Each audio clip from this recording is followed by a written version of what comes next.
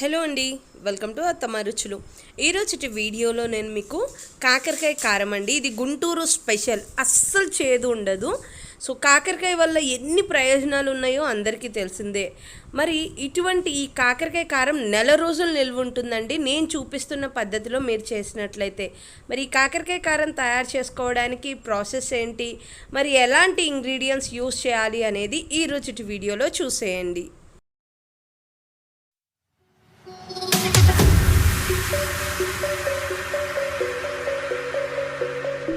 కాకరకాయ కారం తయారు చేసుకోవడానికి ముందుగా ఇక్కడ నేను కేజీ కాకరకాయలు తీసుకున్నానండి. సో ఇక్కడ కాకరకాయలు మొత్తాన్ని మీరు చూస్తున్నట్లయితే ఈ కాకరకాయలో మనకి చాలా రకాల విటమిన్స్ అండ్ మినరల్స్ ఉంటాయి. సో నేను పైన ఉన్న ఈ ఏదైతే కొంచెం మందంగా ఉంటుందో ఆ పొట్టును మాత్రమే గీస్తున్నాను, కంప్లీట్గా చెక్కేయట్లేదండి. ఆ పొట్టును చెక్కుకుంటున్నాను, అలా పెద్దగా ఉన్న చేదు లేకుండా ఉండడం కోసం. చాలామంది కాకరకాయ చేదుగా ఉంటుందని తినరండి, కానీ నేను చూపిస్తున్న విధానంలో మీరు చేసినట్లయితే అస్సలు చేదు అనేదే తగలదనమాట. చాలా చక్కగా ఉంటుంది. మనకి ఖచ్చితంగా నెలలో ఒక్కసారైనా కాకరకాయ తినడం వల్ల కడుపులో నులు పురుగులు చచ్చిపోతాయండి. చూడండి, ఈ కాకరకాయ మొత్తాన్ని ఇలా చేసుకొని కడిగి పక్కకు పెట్టుకుంటున్నాను. మీరు ఇట్లా క్లియర్గా చూస్తున్నట్లయితే ఇప్పుడు నేను కాకరకాయకి చూడండి ఎడ్జెస్ కట్ చేసేసుకుంటున్నాను, తొడుములు కట్ చేసుకుంటున్నానండి. కట్ చేసి ఇలా సన్నగా రౌండ్ ముక్కలుగా కట్ చేసుకుంటున్నాను. ఇలా కట్ చేయడం వల్ల మనకి కాకరకాయ ముక్కలు త్వరగా వేగుతాయండి, అందుకని నేను ఇలా కట్ చేసుకుంటున్నాను. చూడండి, వీడియో క్లిప్పింగ్లో చూపిస్తున్న విధంగా సన్నగా కాకరకాయల మొత్తాన్ని కట్ చేసుకోవాలి. ఇలా కట్ చేసుకున్న కాకరకాయ ముక్కల్ని నేను ఒక బౌల్లోకి తీసుకున్నానండి. చూడండి, ఇప్పుడు ఇందులో నేను ఈ కాకరకాయ ముక్కలు మొత్తాన్ని ఒక 10 నిమిషాల పాటు నేను నానపెట్టుకుంటున్నాను. అందుకని ఇందులో నేను 1 టేబుల్ స్పూన్ ఉప్పు వేసుకుంటున్నానండి. ఉప్పు వేసుకొని ఈ కాకరకాయ ముక్కలు మొత్తానికి పట్టించేలాగా కలుపుకుంటున్నాను. మీరు గిన్నెని ఇలా ఎగరేసినా పర్వాలేదు, లేదా చేతితో నేను చూపిస్తున్న విధంగా మీరు మిక్స్ చేసుకున్నా పర్వాలేదు. ఇలా చేయడం వల్ల కాకరకాయలో ఉన్న చేదు నీరు మొత్తం దిగిపోతుందండి, మనకి ముక్క మెత్తపడుతుందన్నమాట. అప్పుడు మనం ఫ్రై చేసుకోవడానికి ఎక్కువ టైం అనేది పట్టదు, క్విక్గా అయిపోతుంది.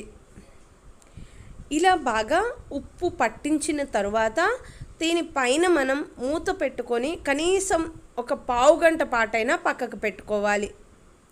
చూసుకుందాం. ఇప్పుడు పావు గంట తర్వాత చూసినట్లయితే మనకి కాకరకాయ ముక్కలు చూసారా మెత్తబడినాయండి. నేను మీకు కొన్ని కాకరకాయ ముక్కల్ని తీసుకొని చూడండి, వాటర్ ఎలా వచ్చేస్తుందో, కాకరకాయలో ఉన్న నీరు మొత్తం వచ్చేస్తుంది. ఇలా పిండేసి మనం కాకరకాయ ముక్కల్ని పక్కకు తీసుకోవాలి. ఇలా కాకరకాయలో ఉన్న చేదు మొత్తం పోతుందండి. సో మనకి కూరలో అస్సలు చేదే ఉండదు. కాకరకాయ తినని వారు కూడా నేను చూపిస్తున్న ఈ ఫ్రైని చేసి పెట్టినట్లయితే కాకరకాయ కారాన్ని ప్రతిసారి మీ వాళ్ళు ఇదే అడిగి చేయించుకొని మరీ తింటారండి. అస్సలు చేదు ఉండదు, చాలా రుచిగా ఉంటుందన్నమాట. ఈ కాకరకాయ కారం మనకి నెల రోజుల పాటు నిల్వ ఉంటుందండి. సో చూడండి, అన్నీ పిండేసుకున్నాను. ఇట్లా పిండేసిన తర్వాత మనకి చేదు నీరు అయితే చూసారా ఎంత నీరు వచ్చేసిందో. కాకరకాయలో ఉన్న నీరు మొత్తం పక్కకు పెట్టేసుకుంటున్నాను, ఇంకా అది మనకు అవసరం ఉండదండి. ఇప్పుడు నేను ఒక పాన్ పెట్టుకొని ఆ పాన్లోకి నేను ఒక 5 టేబుల్ స్పూన్ల ఆయిల్ యాడ్ చేసుకుంటున్నాను. ఆయిల్ కొంచెం ఎక్కువే పడుతుందండి. 5 టేబుల్ స్పూన్ల ఆయిల్ యాడ్ చేసిన తర్వాత కేజీ కట్ చేసి పిండుకొని పక్కకు పెట్టుకున్న కాకరకాయ ముక్కల్ని యాడ్ చేసుకుంటున్నాను. వీటిని వేసేసుకొని ఇలా ఒక్కసారి బాగా కలుపుకోవాలి. మనం లో టు మీడియం ఫ్లేమ్లోనే స్టవ్ని అడ్జస్ట్ చేసుకోవాలండి.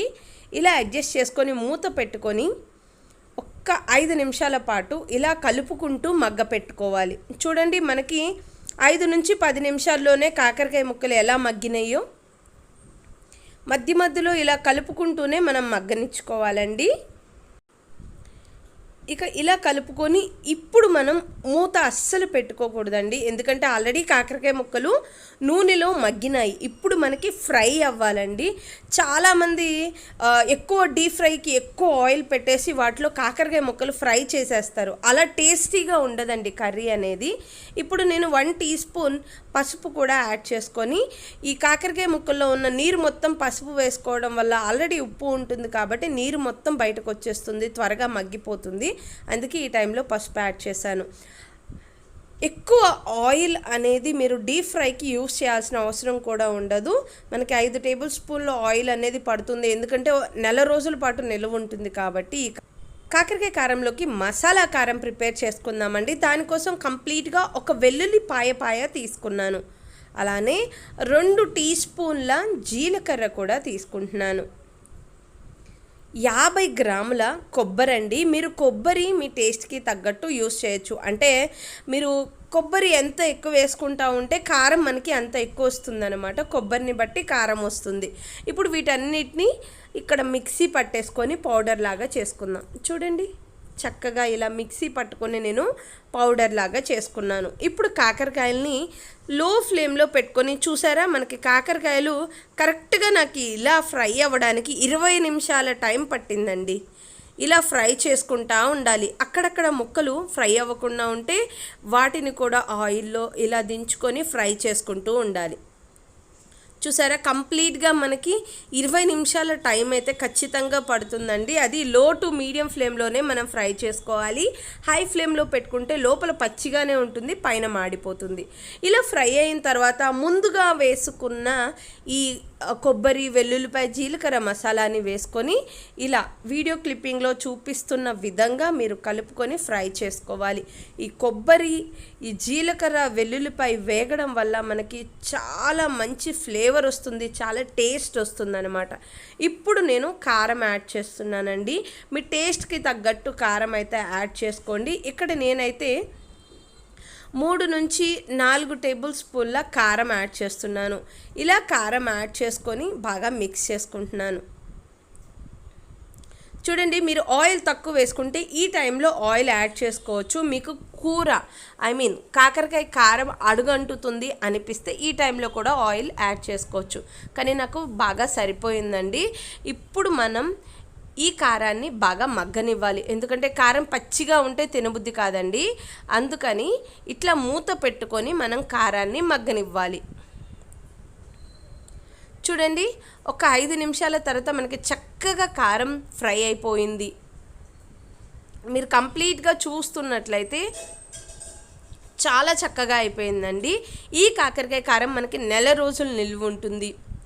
అంతేకాదు, మీరు వేడి వేడి అన్నంలో 1 టీ స్పూన్ నెయ్యి వేసుకొని తింటే ఎంత రుచిగా ఉంటుందో. మీరు ఒక్క ముక్కను తిని చూడండి, మీరు డైరెక్ట్గా తిని చూస్తేనే మీకు అర్థమైపోతుంది ఈ కాకరకాయ ఎంత చక్కగా ఫ్రై అయ్యింది, చేదు ఉంది లేదు అనేది కూడా అర్థమైపోతుంది.